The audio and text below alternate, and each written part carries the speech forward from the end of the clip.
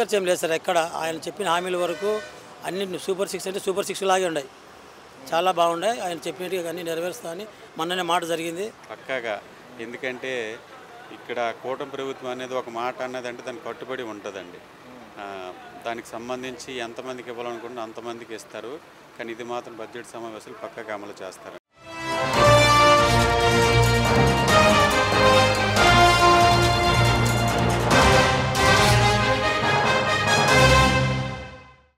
మీ పేరు?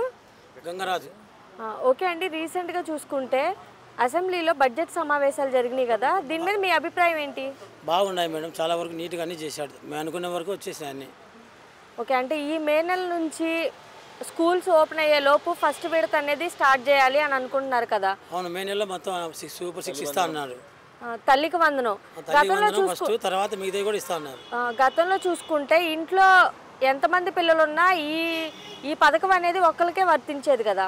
అవునండి. ఇప్పుడు ఇంట్లో ఎంతమంది పిల్లలున్నా ప్రతి ఒక్కరికి వర్తిస్తుంది ఈ పథకం అనేది అని అంటున్నారు కదా. అవును మేడం, చెప్పినారు, ఆ మాట కూడా చెప్పినారు. కరెక్ట్. అంటే జస్ట్ బేసిక్గా అమ్మఒడి కింద అమలు చేశారు. గతంలో జస్ట్ ఫ్యామిలీ మెంబర్స్లో అందరూ ఉన్నా ఒకరికి ఇచ్చేవారు. ఇప్పుడు ఈ ప్రభుత్వం ఏమంటుందంటే బడ్జెట్లో ప్రతి ఇంట్లో ఎంతమంది పిల్లలు ఉన్నా ప్రతి 15,000 అనేది కామన్గా ఇచ్చేస్తూ ఉంటున్నారు. సో ఎలా అనిపిస్తుంది సార్? అందరికీ ఇవ్వడం వల్ల ఉపాధి కలిగిద్ది అంటారు, ప్రతి కుటుంబానికి సహాయం ఉండిద్ది అంటారు ఈ గవర్నమెంట్?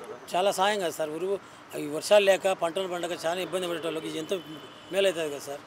ఒక ఆసరాగా దొరికినట్టే కదా. గతంలో చూసుకుంటే అమ్మఒడి అనేది 12,000 ఇచ్చారు అని అన్నారు. ఇప్పుడు మేము ఇంట్లో ఎంతమంది ఉంటే అంతమందికి 15,000 చొప్పున ఇస్తాము అని అంటున్నారు కదా. అవును మేడం. అది కాక ఇంటర్ సెకండ్ ఇయర్ వరకు ఈ పథకం అనేది వర్తిస్తుంది అని అంటున్నారు. అవును, చెప్పినారు. ఎలా అనిపిస్తుందండి ఇలా ఇంటర్ సెకండ్ ఇయర్ వరకు గవర్నమెంట్ నుంచి, అంటే ఈ చదువుకోవడానికి ఏదో ఒక రకంగా హెల్ప్ చేస్తున్నారు కదా? అవును మేడం. అదేవిధంగా రైతులకి గతంలో ఎలా ఉండేది, ఇప్పుడు రైతులకి సంవత్సరానికి 20,000 వేస్తానంటున్నారు. దీని మీద మీ ఒపీనియన్ ఏంటండి? అది గుడ్ ఆన్సర్ సార్. అది చాలా మంచిది. ఎందుకంటే పెట్టుబడులు కూడా ఇళ్ళగా పొలాల్లో పంటలు సరిగ్గా చాలా ఇబ్బంది పడుతున్నారు. ఇది కూడా చాలా మంచిది సార్. ఇది సార్ ఇచ్చింది చాలా మంచిది. ఇది మా సమస్యలు కూడా, సొంత సమస్యలు కూడా సార్ తీరుస్తున్నారు. అంటే ఏపీ బడ్జెట్పై అంతా సక్రమంగానే చెప్పారంటారా? అంటే ప్రజలందరికీ ఉపయోగపడే అంటారా? ఈ డబ్బులు అనేది వేయడం వల్ల మంచిగా ఉంటుంది అంటారా? వేస్ట్ ఖర్చు ఇస్తారంటారా? వేస్ట్ ఖర్చు ఏం లేదు సార్. ఎక్కడ ఆయన చెప్పిన హామీల వరకు అన్ని సూపర్ 6 అంటే సూపర్ 6 లాగే ఉన్నాయి. చాలా బాగున్నాయి. ఆయన చెప్పినట్టుగా అన్నీ నెరవేరుస్తామని మొన్ననే మాట జరిగింది. పేపర్ కూడా ఇచ్చినారు సార్ మీ స్టేట్మెంట్. బడ్జెట్ పై 3,22,359 కోట్లు అంటున్నారు కదండి. సో ఇది అందరూ ప్రజలందరికీ అందిద్ది అంటారా, లేకపోతే సగమే వచ్చింది అంటారా? లేదు, అందరికీ అందింది సార్. సేమ్ అప్పట్లాగే అకౌంట్లో వేసేదే కదా. ఎవరో ఒక ఆఫీసర్ వచ్చి ఇచ్చేది అయితే కొన్ని మిస్ అయిపోతాయి. అప్పట్లాగే మనకు అకౌంట్లో వేసేది కాబట్టి ఇబ్బంది ఏమి ఉండదు సార్.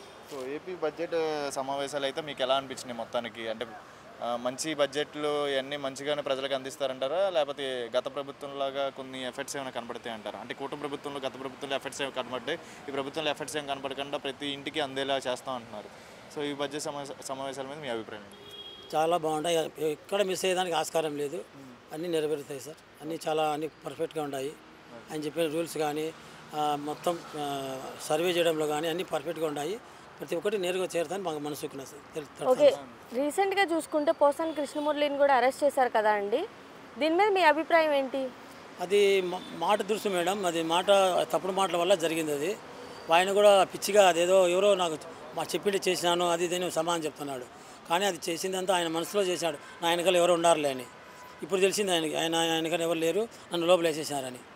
ఆయనే అంటున్నారు కదా, అంటే నేను నా స్వతహాగా నేను ఈ మాటలు అయితే చెప్పిన మాట ఇన్ని చేశాను అని చెప్పాడు. చెప్పిన మాటలు ఇన్ని చేశాను అని అంటున్నారు. ఏదేమైనా కూడా అలా తిట్టడం అనేది, ఆడవాళ్ళని కూడా అలా నీచంగా తిట్టడం అనేది తప్పు కదా? తప్పు మేడం, చాలా తప్పు. అది స్త్రీలను ఎక్కడ మనం కించపరచకూడదు కదా.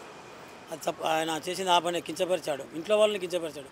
మేము ఇలాగే అంటామండి చిరంజీవి గారు అని ఆయన పేరెత్తి చెప్పాడు. మరి పవన్ కళ్యాణ్ గారు కానివ్వండి, ఇటువైపు నారా లోకేష్ గారిని, ప్రతి ఒక్క అంటే ఫ్యామిలీ పేరున మాట్లాడాడు మేడం. పేరున మాట్లాడే ఆ మాట ఆయన ఒకరిని కాదు, వాళ్ళ మొత్తం కుటుంబాన్ని అందరినీ పేరున చెప్పాడు. అంటే ఈయన విషయంలో చట్టపరంగా వెళ్ళిందంటారా, లేదంటే కక్షపూరితం ఏం కాదు మేడం, చట్టపూర్వకమే. అండి మీ పేరేంటి? నమస్కారం, నా పేరు రాము అండి. ఓకే, ప్రజెంట్ నిన్న జరిగిన అసెంబ్లీలో బడ్జెట్ సమావేశాల మీద మీ అభిప్రాయం ఏంటండి? ఎలా అనిపించింది మీకు? అభిప్రాయం అంటే చాలా బాగుందండి. ఎందుకంటే బడ్జెట్ సమావేశాలు మనం ఎప్పుడు చూస్తుంటాం, కానీ కనీవిని ఎరిగినటువంటి బడ్జెట్ సమావేశాలు అండి ఇది. ఫర్ ఎగ్జాంపుల్గా అమ్మఒడి తీసుకుంటే ఇప్పుడు తల్లికి వందనం అండి. ఇదివరకు అయితే ఇంట్లో ఎంతమంది పిల్లలు చదివినా సరే ఒక్కరికి మాత్రం అప్పుడు ఇచ్చేవారు. ఇప్పుడు మన కూటమి ప్రభుత్వం వచ్చినప్పటి నుంచి ఇంట్లో ఎంతమంది చదువుకున్న విద్యార్థులు ఉన్నా సరే అందరికీ వర్తిస్తుందండి. ఇప్పుడు 15,000, అప్పుడైతే 15,000 అని చెప్పారు. లాస్ట్కి వచ్చినప్పటికి 12,000 అనేది ఇవ్వడం జరిగింది. మరి అదేవిధంగా రైతులు కూడా 20,000 ప్రతి సంవత్సరం వేస్తూ అంటున్నారు కదా, దీని మీద మీ అభిప్రాయం ఏంటి? రైతులు దేశానికి వెన్నుముక కదండి, వాళ్ళకి ఎంత చేసినా తక్కువేనండి. కానీ ఇప్పుడు రైతులకి ఈ పిఎం కిసాన్ అనేది ఉన్నది, తర్వాత మళ్ళీ ఇంతవరకు కూడా కౌలు రైతులకి ఏమీ లేదు.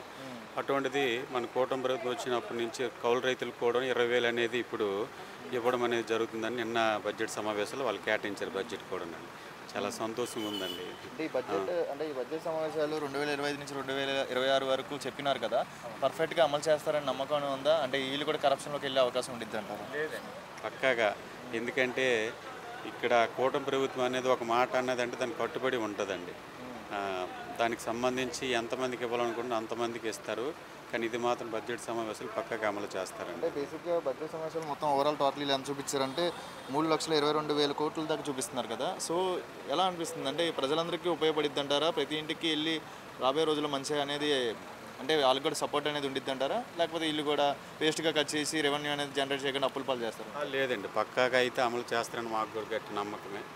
ఎందుకంటే ఇదివరకు దీనికి ఇప్పుడు చూసుకుంటే చాలా మార్పు అనేది జరుగుతుంది. చాలా మార్పు కూడా జనాలు కోరుకున్నారు కనుక వాళ్ళకి ఇంత మెజారిటీ ఇచ్చారు కనుక అది పక్కాగా అమలు చేస్తారండి. బేసిక్గా గతంలో బడ్జెట్ సమావేశాలు చూశారు, ఇప్పుడు ఈ ప్రభుత్వం వచ్చిన తర్వాత బడ్జెట్ సమావేశాలు చూశారు కదండి. ఏది ప్రజలకు ఉపయోగపడేటట్టుగా ఉన్నాయి? బడ్జెట్ సమావేశాలు గతంలో బాగున్నాయి, ఇప్పుడు బాగున్నాయి? మాకు తెలిసి అయితే ఇప్పుడే చాలా బెనిఫిట్గా ఉన్నదండి. ప్రజలకైతే పక్కాగా న్యాయం జరుగుతుంది. వాళ్ళందరూ కూడా బాగా అమలు చేస్తారండి. అంటే ఈ మే నెల కల్లా స్కూల్స్ ఓపెన్ అయ్యేలోపు ఫస్ట్ విడత అనేది ఇవ్వాలి అని చెప్పేసి అంటున్నారు కదా, ఈ ప్రజల్లోకి తీసుకొని రావాలి ఇది అనేది అని అంటున్నారు కదా, నిజంగానే తీసుకొని వస్తారంటారా? ఇంకేమన్నా పొడిగిస్తారంటారా దాన్ని? లేదండి, ఎందుకంటే మరి బడ్జెట్ సమావేశాలు మరి ఇన్ని రోజులు లేట్ అవ్వడం కారణం నాకు తెలిసి బడ్జెట్ సమావేశాలు దానికి సంబంధించి అంత కేటాయిస్తే బాగుంటుందని కేటాయించారు. వాళ్ళు ఇది మాత్రం లేట్ అవ్వదండి. మీకు పక్కాగా ప్రతి ఒక్క విద్యార్థి కూడాను అందే విధంగా కృషి చేస్తారు. ఇది మాత్రం ఓకే. మొన్న మహాశివరాత్రి రోజు చూసుకుంటే పోసాని కృష్ణమురళిని అరెస్ట్ చేశారు. దీని మీద మీ అభిప్రాయం ఏంటి? అభిప్రాయం అంటే ఆయన ఒక సీనియర్ నటుడు అండి. కానీ ఒకరు చెప్పాను నేను చేశాను అనుకుంటాం, అలా చేస్తే అతను ఏం చిన్నపిల్లడు కాదు కదండి. ఆయనకి ఏందే అనాలనుకుంటే అదే అన్న ఉంటారు, కానీ ఒకరి మీద చెప్పేంత ఇది కాదండి. అదే ఆయన అంటున్నారు కదా, నా స్వతహాగా నేనేమి తిట్టలేదు, సజ్జల నాకు ఇలా చెప్పి ఇలా తిట్టమని చెప్తేనే నేను దాని ప్రకారమే తిట్టాను అని చెప్పేసి అని అంటున్నారు కదా. అది ఎందుకన్నారో ఆయన యొక్క విజ్ఞతకి విడిచిపెట్టేస్తానండి. ఆయన యొక్క దీనికి సంబంధించి అంటే లేడీస్ని కూడా తీసుకొచ్చి తిట్టారు ఆయన. ప్రతి ఒక్క ప్రెస్ మీట్లో కానివ్వండి, మీడియాలో ఇలా తిట్టారు కదా. పవన్ కళ్యాణ్ గారు ఒక సైకో అని చెప్పని అన్నాడు, పవన్ కళ్యాణ్ గారి కూతుర్ని, నారా లోకేష్ గారిని. దానికి సంబంధించి ఇప్పుడు అనుభవిస్తారు కదండి. అది ఎవరు అన్నమాట అన్నారో లేకపోతే ఆయనకు ఉన్నటువంటి స్వభావం అయితే అదంతా నిజం నిలకడగా తెలుస్తుంది కదండి ఏదైనా. ఇప్పుడు పోసాన్ గారి విషయంలో చూసుకుంటే ఈ ప్రభుత్వం చట్టపరంగా వెళ్ళిందంటారా, లేదంటే కక్షపూరితంగా చేస్తుందంటారా? కక్షపూరితం మీద కాదండి, చట్టపరంగా వెళ్తుంది ప్రతిదీ కూడా. ఓకే.